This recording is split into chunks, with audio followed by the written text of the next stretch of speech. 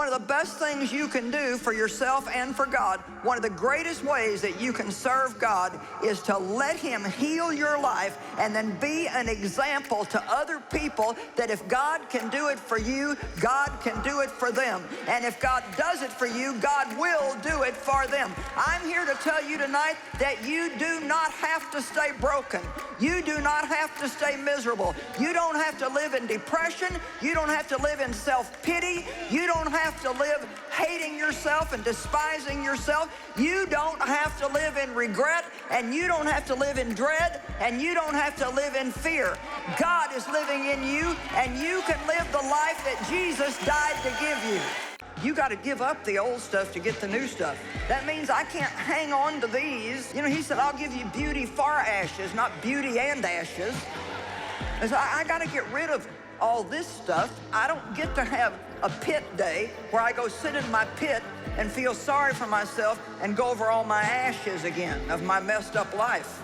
You know why? Because whoever and whatever this represents died on the cross with Jesus Christ, and I've been resurrected to a brand new life and a brand new me, and I'm not waiting for God to do something in my life. He's already done everything in my life that He needs to do. He's waiting for me to believe it.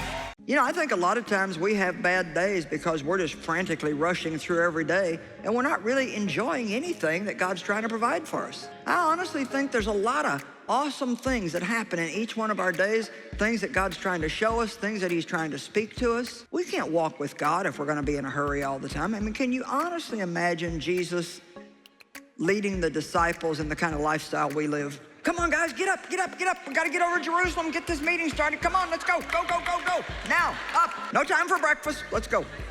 How many of you don't get enough sleep? You know what the answer is to that? Go to bed.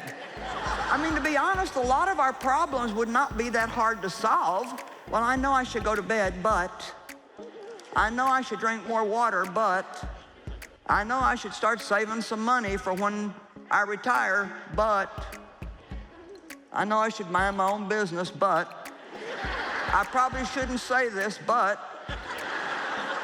come on, we need to get the buts out of our life and start just doing what we know that we should do. Stop thinking about what you don't have and how you weren't raised right and how you didn't get this and you're not this and you're not that. Don't focus on what you're not. Focus on who He is and what He can do through you. First of all, I want to say, let's get the words I hate out of our language. I hate to drive in traffic. I hate to do the laundry. I hate to cut the grass. I hate to clean the house. I hate my job. I hate the way I look. How can we ever expect to have a life that we love if we're going to hate everything? So I started forming a habit several months ago of saying, sometimes I say it more than once a day, I love my life, I love God, I love myself, I love my family, I love the work I do in ministry, I just love life. And so I want to encourage you to maybe take my practice and start doing that too. I want you to just imagine right now we're going to the graveyard for a minute. You go to the graveyard and you see on the tombstone the person's name, when they were born, a dash, and when they died. We're going to use my life for an example, and I've decided to live 100 years, so there we go. All right. Now, Joyce Meyer, 1943 to 2043. Well, don't you think it's interesting that your whole life, from the time you're born till you die, comes down to a dash? So here's what I want to ask you. What are you doing with your dash? Can I just say something? Feeling sorry for yourself never helps you get better. Feeling sorry for yourself is just a waste of time. And I don't mean that like I don't care that you're hurting, but I've been there, done that. I wasted years sitting around feeling sorry for myself, and God finally said, you can be pitiful or powerful, but you can't be both, so take your pick. Real prisons that people live in are the prisons of bitterness and resentment and unforgiveness and anger and hatred and jealousy and fear. God has set me free from every single one of those things. He's the healer of the brokenhearted, and God has brought me from a prison in every way, shape, and form to a place of complete and total freedom. Jesus came to open prison doors and to open the eyes of those who are bound. He's not just opening prisons, he's opening eyes, because he's opened your prison, but if you don't see that, you're never going to get up and walk out. The prison doors are open, and it's time for me to walk out. Come on, pray, pray, pray, pray. Pray about everything. You don't have to be on your face or on your knees or in a closet or in the dark or with your eyes shut. It's good to have those set apart times with God. I have that every morning. Pray your way through the day, and don't let the devil lie to you and tell you that God doesn't hear your prayers. When you're born again, everything that you need to live a godly life is downloaded into your spirit. I mean, you got it. You have got it. Love, joy, peace, patience, goodness, kindness, the righteousness of God, wisdom. I mean, I go on and on and on and on and on. I mean, you've got it. You are pregnant, so to speak, in the Spirit with everything that God is. Now all you got to do is give birth. Some of you need to let go of some things tonight. I mean, you need to leave them here. Don't take them home with you. Did you hear me? Don't take them back to work with you. Don't keep them anymore. Let them go. That's what forgiveness means, to leave it, to let it go. Walk away from it. Stop at a trash dump on your way home and just physically get out of your car and say, I'm putting this stuff in the trash where it belongs. I'm not taking it home with me. It may sound foolish to you, but sometimes it's good just to take some kind of physical action like that. I'm throwing this stuff away. I'm not keeping this. I'm getting rid of it. Leave it. Let it go. Letting go of what lies behind. You can't press toward the things that are ahead if you're trying to drag yesterday with you. Start doing now what you know you need to do, and then you'll be happy later. You can either make your flesh happy now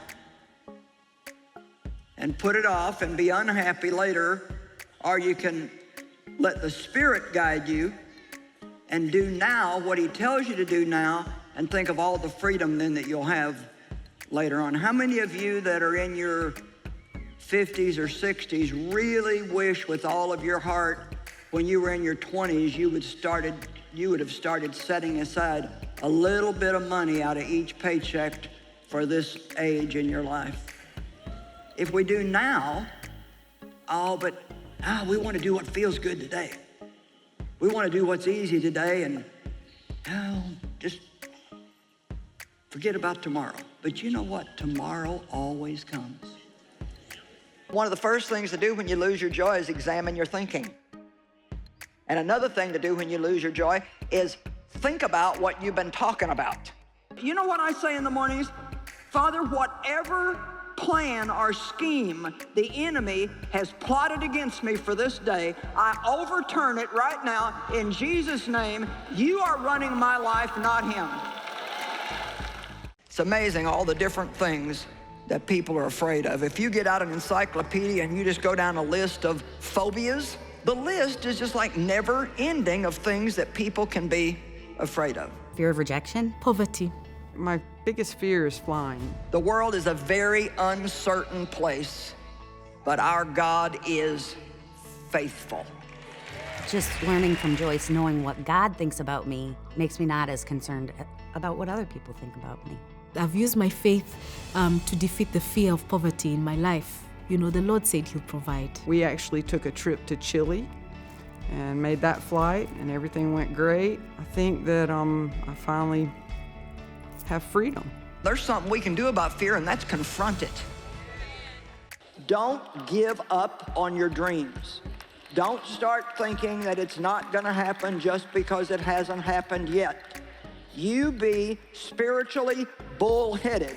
You know how to be bullheaded in other ways, so let's be spiritually bullheaded and say, no, God, you promised in your word, and I am not going to give up until I see it manifest in my life. And I really want to encourage you to make this prayer part of your everyday life and possibly pray it on and off throughout the day, maybe 10 times. Lord, help me do what is right. Can we add that to our prayers? Lord, help me do what is right. Come on, let's all practice. Help me do what is right. Love is not a gooey feeling we get, heart beating fast, weak knees. You know, when Dave and I got married, I had all that. I mean, Dave had not been out of the Army too long, and he played basketball, and he worked out, and his muscles you could hardly get a shirt over his muscles. I mean, whoa. One good-looking hunk of man coming in the front door. And oh, when he would take me in his arms and kiss me. Now look at me, I'm gonna tell you something. I didn't know what love was. Now, 50 years later, I don't get weak in the knees when Dave comes in the door. Now I really know what it means to love. I love Dave deeply.